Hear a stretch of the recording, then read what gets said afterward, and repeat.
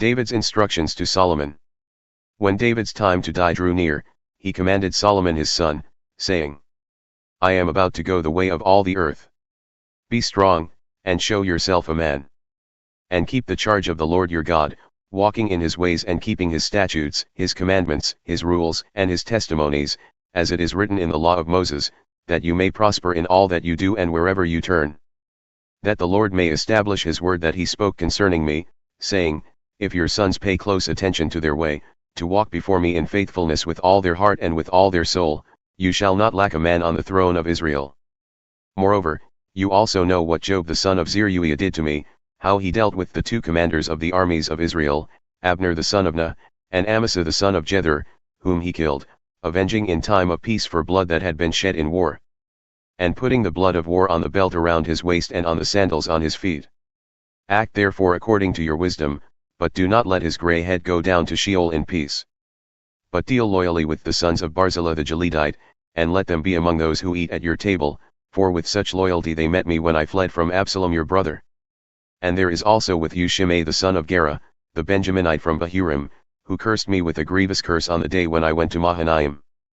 But when he came down to meet me at the Jordan, I swore to him by the Lord, saying, I will not put you to death with the sword.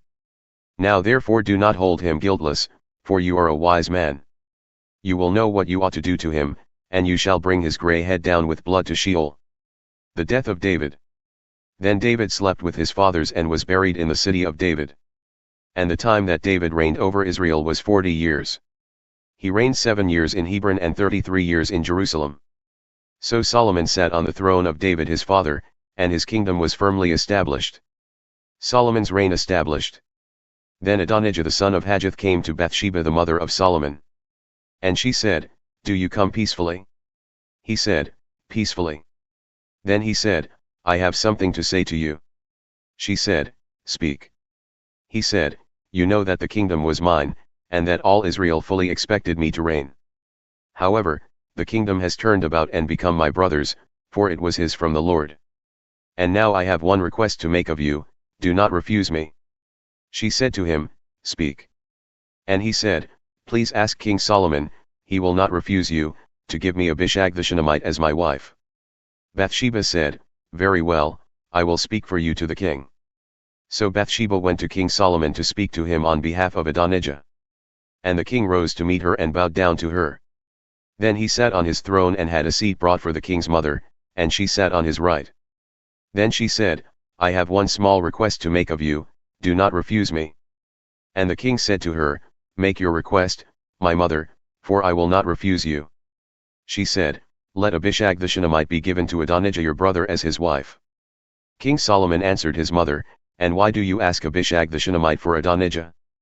Ask for him the kingdom also, for he is my older brother, and on his side are Abiathar the priest and Joab the son of Zeruiah.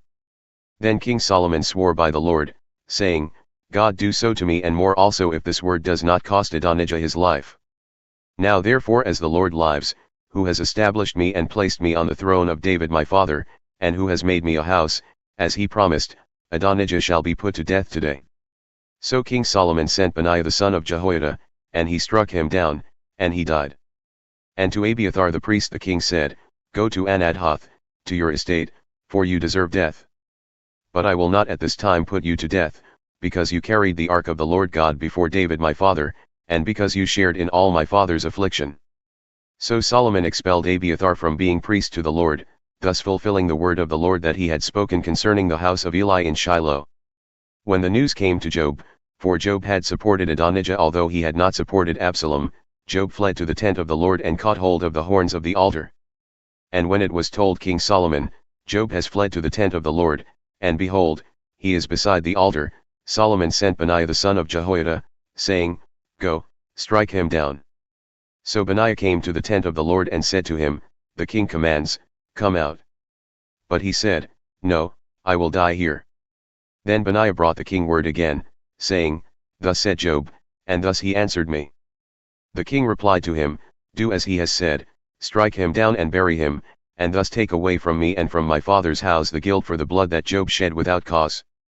The Lord will bring back his bloody deeds on his own head, because, without the knowledge of my father David, he attacked and killed with the sword 2 men more righteous and better than himself, Abner the son of Ner, commander of the army of Israel, and Amasa the son of Jether, commander of the army of Judah. So shall their blood come back on the head of Joab and on the head of his descendants forever. But for David and for his descendants and for his house and for his throne there shall be peace from the Lord forevermore. Then Benaiah the son of Jehoiada went up and struck him down and put him to death. And he was buried in his own house in the wilderness. The king put Benaiah the son of Jehoiada over the army in place of Joab, and the king put Zadok the priest in the place of Abiathar. Then the king sent and summoned Shimei and said to him, Build yourself a house in Jerusalem and dwell there, and do not go out from there to any place whatever. For on the day you go out and cross the brook Kidron, know for certain that you shall die. Your blood shall be on your own head. And Shimei said to the king, What you say is good, as my lord the king has said, so will your servant do. So Shimei lived in Jerusalem many days. But it happened at the end of 3 years that 2 of Shimei's servants ran away to Achish, son of Maacah, king of Gath. And when it was told Shimei, Behold, your servants are in Gath, Shimei arose and saddled a donkey and went to Gath to Achish to seek his servants. Shimei went and brought his servants from Gath. And when Solomon was told that Shimei had gone from Jerusalem to Gath and returned, the king sent and summoned Shimei and said to him, Did I not make you swear by the Lord and solemnly warn you, saying, Know for certain that on the day you go out and go to any place whatever, you shall die? And you said to me, What you say is good, I will obey. Why then have you not kept your oath to the Lord and the commandment with which I commanded you? The king also said to Shimei, You know in your own heart all the harm that you did to David my father. So the Lord will bring back your harm on your own head. But King Solomon shall be blessed, and the throne of David shall be established before the Lord forever. Then the king commanded Benaiah the son of Jehoiada, and he went out and struck him down, and he died. So the kingdom was established in the hand of Solomon.